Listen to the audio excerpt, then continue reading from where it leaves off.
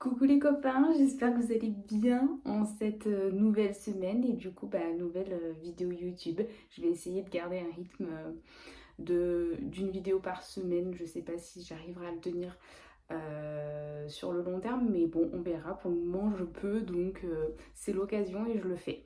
Donc aujourd'hui, on se retrouve pour une vidéo qui va parler donc de ma glycémie, parce que bon, la précédente, c'était sur le fait que je ne digérais pas le sucre, mais parallèlement à ça, en fait, il s'est avéré que je me suis rendu compte il y a quelques années, en 2021 ou 2022, je ne sais plus exactement, lors d'une prise de sang que mon médecin m'avait prescrit pour faire un bilan en fait complet. Lors de ce bilan, je me suis rendu compte qu'en fait ma glycémie était à 1,06 g par litre. Donc il faut savoir que la normale c'est entre 0,75 et 1,05. Et donc moi j'étais à 1,06 g par litre. Donc c'était légèrement au-dessus de la normale. Donc j'en ai parlé avec mon médecin, pas du tout alarmé ni quoi que ce soit. Il me dit écoute, on va faire un bilan dans quelques mois, on refait un bilan dans quelques mois, et puis on verra, mais ne t'inquiète pas, c'est légèrement au-dessus, voilà. Moi je l'ai mal pris, très honnêtement, parce que en fait je comprenais pas, très clairement je comprenais pas, mon alimentation avait changé. C'était déjà l'époque où je ne consommais plus de sucre, donc plus de sucre ajouté. Donc voilà, j'arrivais pas à comprendre, mais vu que mon médecin était pas alarmé plus que ça, il m'avait dit continue de manger comme tu le fais parce que t'as déjà une alimentation qui est extrêmement saine. Qu'est-ce que tu veux changer? Donc il m'avait dit voilà, continue, on fera un bilan dans quelques mois pour vérifier et ne t'inquiète pas. Donc c'est ce que j'ai fait, j'ai refait un bilan quelques mois après et c'est avéré que j'étais à 1,08 g par litre. Donc ça continuait d'augmenter, j'étais toujours pas bien, mais je voyais pas ce que je pouvais faire en fait pour essayer de diminuer cette glycémie. J'étais un petit peu démunie, mon médecin lui aussi, parce que très clairement, alors il n'était pas alarmé, mais il voyait que moi ça m'alarmait, donc du coup voilà, il me disait mais écoute Anaïs, qu'est-ce que tu veux faire? Enfin là pour le moment, je vois pas ce que tu pourrais changer dans ton alimentation. Alors, on avait checké bien évidemment mon alimentation, c'est-à-dire qu'il m'avait posé des questions pour savoir ce que je mangeais, etc. Alors, il est que médecin généraliste, il n'est pas diététicien, il n'est pas nutritionniste, etc. Mais voilà, lui à son échelle, euh, il m'a dit je vois pas. Je vois pas par rapport à ta glycémie ce que tu pourrais faire. Donc, il m'avait refait faire des prises de sang pour voir le foie, etc. Voir s'il n'y avait pas un souci autre part. Enfin, on avait refait faire des bilans et non. Voilà, il n'y avait rien de spécifique. Et donc, pareil, on a refait des bilans pour voir si ça évoluait, comment ça évoluait, etc. Donc, quelques mois plus tard, j'ai encore fait une prise de sang où j'étais cette fois-ci à 1,10. Donc, ça n'arrêtait pas d'augmenter. Et j'en ai fait encore une autre où cette fois-ci j'étais à 1,13 g par litre. Et là, clairement, pour moi, c'était le stress total. Je comprenais pas, je me suis mise à pleurer parce que pour moi, c'était inconcevable, vu l'alimentation que j'ai, c'était inconcevable de pouvoir en arriver là. En fait, je me disais, mais qu'est-ce que je peux faire? Mais il fallait absolument que je trouve une solution et que j'essaye quelque chose. Parce que je pouvais pas rester comme ça. Là, j'étais on appelle ça le prédiabète, en principe, quand on dépasse la limite de la normale au niveau de la glycémie, donc c'est-à-dire 1,05. Et donc, il fallait que je trouve une solution. Je me suis dit, je peux pas rester comme ça, je peux pas rester avec cette glycémie qui augmente. Et pour moi, c'était pas possible, c'était pas concevable. Donc, j'ai essayé de trouver des tips pour baisser cette glycémie sans en arriver à un point drastique. Et c'est ce que mon médecin m'a dit. Il m'a dit, je veux surtout pas que tu me supprimes les glucides ou voilà, il m'a dit t'as besoin de glucides complexes, tu fais du sport, donc t'as besoin d'énergie, t'as besoin de manger, t'as déjà un équilibre alimentaire qui est vraiment top. Donc surtout ne supprime pas tes glucides. Et si tu as à diminuer, diminue mais légèrement. Tu ne vas pas dans les extrêmes. Je dis non mais je sais, il n'y a aucun problème, je suis renseignée et je n'irai pas dans les extrêmes. C'est pas mon but. Donc, puis de toute façon, il avait raison. J'ai besoin d'énergie. Je fais 10 à 12 heures de sport par semaine. Je peux pas me permettre de ne pas manger de glucides. C'est pas possible. Et puis de toute façon, ça serait ridicule en soi.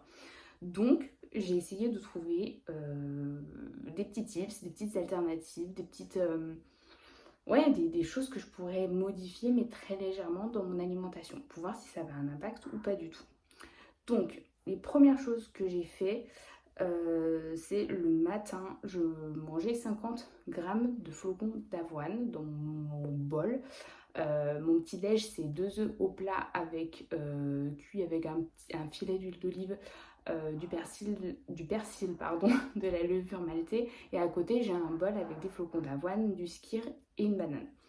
Et donc j'ai diminué légèrement ma quantité de flocons d'avoine, j'étais à 50 grammes et du coup j'ai baissé à 40. La deuxième petite chose que j'ai faite, j'ai donc hyper important, mais ça je le faisais déjà, mais là c'était encore plus important pour moi, c'était d'avoir des légumes à tous les repas et en proportion quand même assez importante, sans être dans l'excès bien évidemment, mais en proportion assez importante parce que les légumes sont riches en fibres, en minéraux, en vitamines, et du coup ça va aider à réduire un peu l'absorption des glucides, et donc faire baisser aussi l'indice glycémique du repas. Donc hyper important, mais ça je le faisais déjà en fait, mais c'est simplement que voilà, je veux vous le préciser si jamais ça vous intéresse, mais voilà, donc toujours avoir ma portion de légumes et du coup en quantité suffisante surtout aussi. Pour les pâtes, le riz, enfin les féculents en général, dès que je le peux, je les prends complets et bio, parce qu'il vaut mieux prendre tout ce qui est complet, vu qu'il y a l'enveloppe de la graine, etc. Il vaut mieux l'acheter bio, parce que pour avoir moins de résidus de pesticides. Et je les prends aussi complets, pourquoi? Parce que simplement il y aura un taux de fibres plus important et les protéines aussi qui sont légèrement plus importantes. Et en fait, ça va impacter l'indice glycémique, c'est-à-dire que les pâtes, le riz, etc., qui sont complets, auront un indice glycémique un petit peu plus bas que des pâtes blanches, etc. Et en plus de ça, un autre petit tips, je fais très attention à la cuisson, c'est-à-dire que tous les féculents, je les fais cuire de façon à ce qu'ils soient al dente. En fait, voilà, vraiment à l'heure actuelle, je mets mon minuteur, hein. Très honnêtement, je mets le minuteur parce que voilà, je souhaite qu'il soit al dente, et pour limiter un peu l'augmentation de l'indice glycémique, tout simplement. Un autre petit tips, je mange du pain complet du coup, parce que vous avez compris que les féculents, dès que je peux, je les mange complets. Le pain, il vient du petit boulanger à côté de chez nous. C'est du pain complet bio au levain. Le levain, je ne le savais pas, je l'ai appris, enfin je l'ai lu plutôt. C'est un élément qui va faire baisser l'indice glycémique du produit, donc c'est hyper intéressant en fait. Donc en plus d'être du pain complet, il est au levain et biologique, donc c'est parfait. En plus il est excellent, donc clairement pourquoi s'en priver. Pour tout ce qui est, parce que je continue quand même à manger de temps en temps des pommes de terre, de la patate douce, et donc là je fais très attention à la cuisson, toujours pareil, mais même que ce soit pour les pâtes, le riz, enfin tout ça, si jamais vous faites trop cuire vos féculents, vous pouvez les mettre toute une nuit au réfrigérateur, et en fait avec le temps de repos au frais, l'indice glycémique va redescendre en fait, et le lendemain vous pouvez les manger réchauffés ou même froids, et donc vous aurez un indice glycémique beaucoup plus bas que si vous les aviez mangés tout de suite après la cuisson. Tout ce qui est farine, je vous conseille d'utiliser des farines qui ont un index glycémique plus bas. Moi je sais que j'utilise des farines qui ont un index glycémique moyen en principe un indice glycémique entre 45 et 50. Donc j'utilise tout ce qui est farine de petite épeautre intégrale, farine de camute complète, farine de blé mais intégrale, la T150, de la farine de seigle, T130 si je ne me trompe pas, et de la farine de sarrasin. Voilà, c'est les farines que j'utilise le plus souvent pour mes préparations. Et c'est des farines qui ont des indices glycémiques qui sont plus bas que de la farine de blé traditionnelle qu'on peut utiliser de partout. Alors effectivement, après, il faut se méfier parce que vu que c'est des farines qui sont complètes, elles peuvent modifier un peu l'aspect des préparations, ou pour certaines préparations, ben, ça fait pas forcément toujours, ça aura pas toujours le même rendu, voire parfois ça ne marche pas. Mais voilà, moi c'est une alternative que j'ai trouvée, je m'en sors plutôt pas mal au niveau des préparations. Je trouve que la farine de petite épeautre intégrale ressemble beaucoup à la farine de blé. Donc j'avoue que j'utilise beaucoup celle-ci quand je suis pas très sûre du rendu de la préparation ou si ça va fonctionner. Et j'avoue que je suis rarement, très très rarement déçue. Donc voilà. Après, vous pouvez aussi ajouter, si jamais vous trouvez que votre pâte elle est trop compacte ou quoi que ce soit pour un gâteau, vous pouvez rajouter un petit peu plus de liquide si jamais vous avez du lait, ou voilà, diluer un petit peu plus pour avoir une pâte un petit peu plus souple, ou alors mettre un petit peu moins de farine. Voilà, ça peut être des alternatives parfois qui sont suffisantes pour avoir un rendu le rendu que vous souhaitez. Un autre tips que j'ai mis en place, c'est d'augmenter légèrement mes apports en bons gras, en oméga 3, etc. Donc via par exemple le maquereau, le saumon, enfin voilà, l'huile de noix, l'huile de lin, enfin il y a plein de façons d'augmenter ces oméga 3, enfin c'est le bon gras, on va dire comme ça. Et donc voilà, j'ai légèrement augmenté parce que j'avais vu que ça pouvait avoir un impact sur la glycémie, d'augmenter son bon gras. Et j'ai oublié le plus important, les fruits. Oui, les fruits.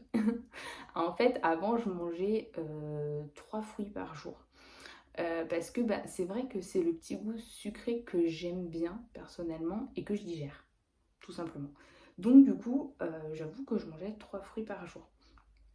Et du coup, bah là, ce que j'ai fait, c'est que j'ai essayé de réduire à 2 fruits par jour. Donc je mange plus que 2 fruits par jour et je m'y tiens. Voilà. Mais là, tous les tips que je vous ai donnés, c'est des tips que vraiment j'ai inclus dans mon quotidien. Et donc du coup, c'est non négociable. C'est-à-dire que voilà, au quotidien, maintenant, c'est tous ces petits tips que je vous donne, c'est inclus dans ma routine en fait. C'est des habitudes. Donc je me pose même plus la question, très honnêtement. Après tout ça, je suis retournée voir mon médecin.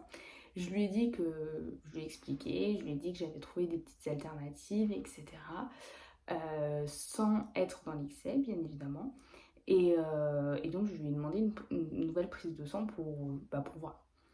Et là, trop bien, je vois ma prise de sang qui est à 1,01 g par litre.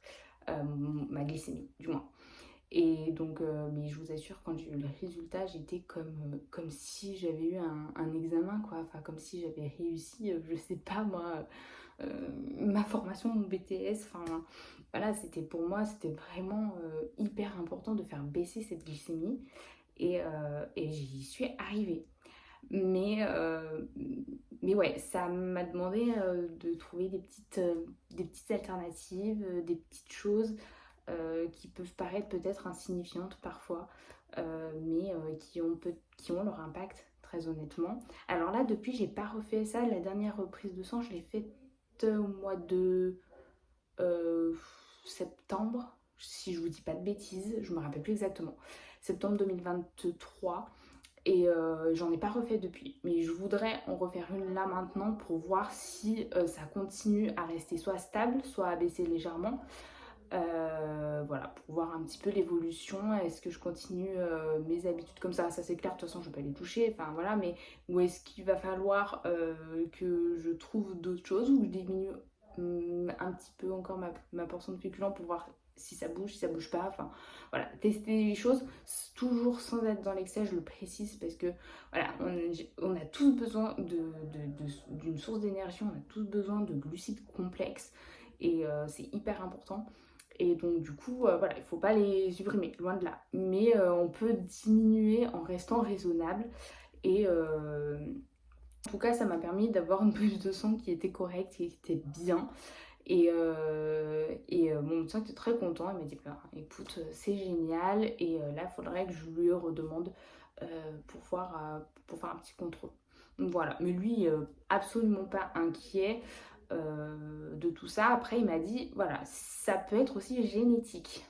Voilà, il me dit si c'est génétique, s'il y a une part de génétique là-dedans, tu pourras rien y faire, tu pourras rien changer. Et il a entièrement raison. Sauf que moi, ce qu'il faut savoir, c'est que je suis adoptée. Et quand on est sous X, et ben en fait, on n'a pas nos antécédents médicaux. Donc c'est au bon vouloir des parents de dire ce qu'ils ont envie de dire sur eux, en fait, en gros. Et moi, je n'ai pas mes antécédents médicaux. Donc ça, je ne le sais pas. Je ne sais pas si dans ma famille, il y avait du diabète, pas de diabète, voilà. Donc, au petit bonheur, la chance, entre guillemets.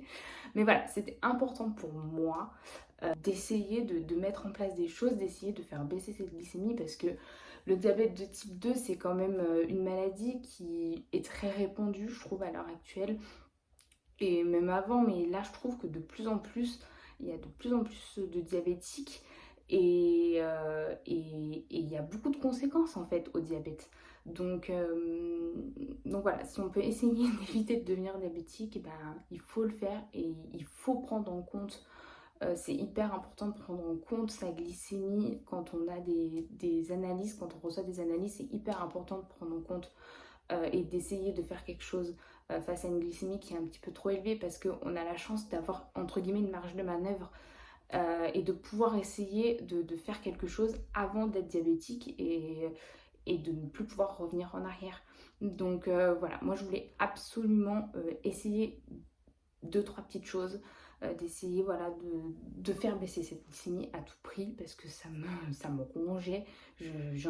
Comme je vous disais, j'en ai pleuré tellement que je comprenais pas, j'arrivais pas à comprendre comment c'était possible. Enfin voilà. Donc pour le moment, on va dire que j'y suis arrivée. À voir sur les prochaines prises de sang, voir si ça réaugmente pas. J'étais très contente d'être revenue à un taux normal et avec juste quelques petits changements. J'espère que ça pourra peut-être en aider certains. Sachant qu'on a tous une alimentation différente et que moi c'est des tips que je vous donne par rapport à l'alimentation que j'avais déjà, c'est-à-dire que je ne mangeais déjà pas de produits transformés, je ne mangeais déjà plus du tout de sucre raffiné, enfin de sucre tout court, raffiné ou pas raffiné, mais de sucre ajouté, on va dire, de sucre en poudre, hein, très clairement. Voilà, le seul sucre que je mangeais, c'est le sucre des fruits et des glucides complexes. Et donc voilà, c'était d'autant plus difficile pour moi parce que c'était vraiment des choses minimes qu'il fallait que je réduise ou que je modifie, quoi. J'aurais mangé du sucre, etc. Je savais par où commencer, entre guillemets. Je savais que voilà, il allait falloir que je réduise peut-être les produits industriels, gâteaux, sucreries, quoi, viennoiseries, tout ça. Ou que je diminue un peu voilà, le sucre dans le thé ou dans le café ou dans les yaourts ou dans les gâteaux, tu vois. Mais là, non, moi je pouvais même pas éliminer ça parce que c'était déjà fait. Donc voilà, c'est toujours par rapport à mon expérience. Après, peut-être qu'il y a des gens qui sont dans la même situation que moi et ces petits tips peuvent peut-être vous aider. Mais voilà, c'est vraiment des toutes petites choses. Mais c'est comme tout, c'est à mettre en place au quotidien et c'est des habitudes à prendre. Alors oui, je suis consciente que ça demande de la logistique, entre guillemets. Ça demande voilà, de ne pas trop faire cuire les pâtes. Si jamais ça vous arrive de trop les faire cuire, de penser à ah bah oui, je peux les mettre au réfrigérateur pour les manger demain. Enfin voilà, ou alors faire cuire les pommes de terre un petit peu à l'avance pour pouvoir les mettre au réfrigérateur et pouvoir les manger plus tard. Enfin voilà, oui, parfois ça demande un petit peu de logistique. Mais voilà, c'est comme ça que ça... C'est comme ça et on essaie de faire ce qu'on peut avec ce qu'on a. Mais par contre, il y a quelque chose qui m'a beaucoup étonnée, c'est que au mois de mai, je suis partie en Corse. Et cet été, je suis partie en vacances. Alors même si j'essaie vraiment toujours de faire méga attention, enfin quand je pars en vacances, j'emmène ma bouffe. Enfin clairement, voilà, il est impensable, ou alors on fait les courses sur place, mais pour moi, il est impensable de bouffer resto ou de dire on verra quoi. Non, pour moi, c'est pas possible. On va dire que je suis déjà d'une nature très organisée, mais en vacances, voilà, c'est de même. C'est-à-dire que j'emmène mes pâtes, mon riz, enfin voilà, même j'arrive à faire des petits. Alors après, c'est pas respecté à la lettre, on s'en fout, on est en vacances quand même. Mais de faire des petits tableaux avec des idées de repas et de. Voilà, après, si c'est inversé ou quoi que ce soit, on s'en fiche. Mais voilà, oui, j'arrive à faire un planning avec des idées de repas pour pouvoir savoir ce que j'emmène, etc. Ou ce qu'il faudra acheter sur place, voilà, pour avoir des tubes en fait le midi. Par exemple, quand on part à la journée, en vacances, c'est souvent ça, tu pars à la journée et le midi pour éviter déjà avoir à se dire oh putain, faut qu'on trouve un resto, machin. Je sais même pas si je vais pouvoir manger au resto parce que très clairement tu prends un peu ce qu'il y a parce que c'est sur le pouce, etc. Et que tu n'es pas sûr de ta digestion. Et ben là au moins on a un tube, voilà, c'est prêt, on peut manger quand on a envie. On se fait des salades, hein, honnêtement, l'été ça passe super bien, des salades complètes, hein, bien évidemment, avec légumes, féculents, bons gras et protéines. Et voilà, et au moins je suis sur ma digestion et il n'y a pas de souci. Alors oui, c'est toujours pareil, c'est comme je vous disais avant, ça demande de la logistique. C'est clair, net et précis, mais vraiment. Mais voilà, c'est comme ça. C'est comme ça. Mais moi, personnellement, ça ne me dérange absolument pas. C'est-à-dire que je préfère faire comme ça et je suis bien mieux comme ça que de me dire oh putain, non, il va falloir que je bouffe au resto, je sais pas ce que je vais pouvoir manger, je sais pas comment je vais faire, etc. Enfin, c'est l'horreur. Pour moi, c'est l'horreur. Donc là, au moins, je sais que je peux manger, je peux me régaler. Et voilà, et les personnes qui partent avec moi, mes cousines ou des amis, etc. Après, on trouve toujours un compromis, c'est-à-dire qu'on arrive toujours à se faire un ou deux restos dans la semaine ou voilà, dans les vacances. Mais voilà, on peut prendre le temps de les choisir. Voilà, on prend le temps de les choisir, de regarder ce qu'on n'aime pas chacun et de se trouver un resto qui nous convient. Donc on arrive à se faire des plaisirs. Mais voilà, le reste du temps, ben, c'est de la logistique. Voilà, tout simplement. Et du coup, pour en revenir à mon voyage en Corse, on a pris l'avion et donc, autant vous dire que je peux pas emmener toute ma bouffe. Voilà, c'est pas possible. Et donc, les premiers jours, on a mangé au resto.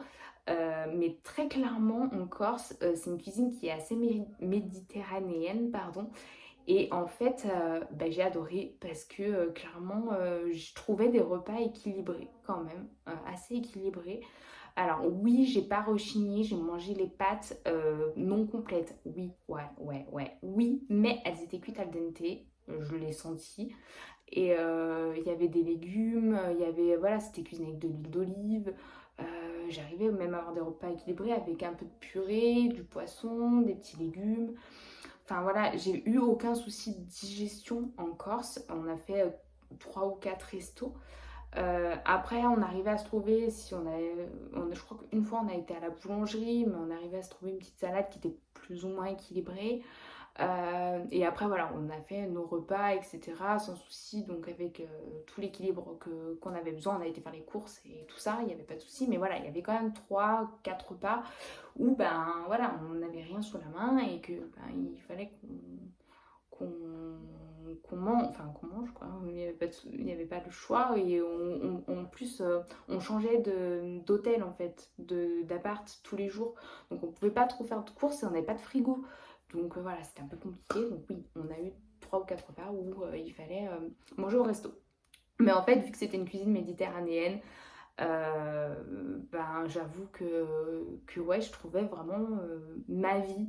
Après, j'avais peur de me dire que voilà, pas complète, machin. Je me dis, je sais pas, est-ce que ça va avoir un impact, pas d'impact, enfin tout ça, quoi. Je me posais des questions quand même, malgré tout.